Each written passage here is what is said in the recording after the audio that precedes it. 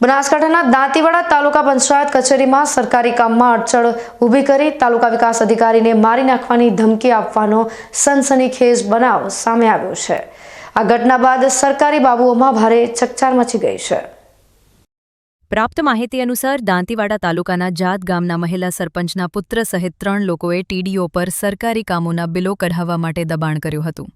જ્યારે ટીડીઓએ આ બિલો કઢાવવાનો ઇનકાર કર્યો ત્યારે ત્રણેય શખ્સોએ તેમને ગંભીર પરિણામો ભોગવવાની અને મારી નાખવાની ધમકી આપી હતી।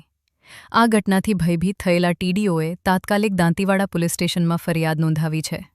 ટીડીઓની ફરિયાદના આધારે દાંતીવાડા પોલીસે જાત ગામના મહિલા સરપંચના પુત્ર સહિત 3 અજાણ્યા શખ્સો વિરુદ્ધ ગુનો નોંધીને કાયદેસરની કાર્યવાહી હાથ ધરી છે। હાલ આ મામલે પોલીસે ઊંડાણપૂર્વક તપાસ શરૂ કરી છે।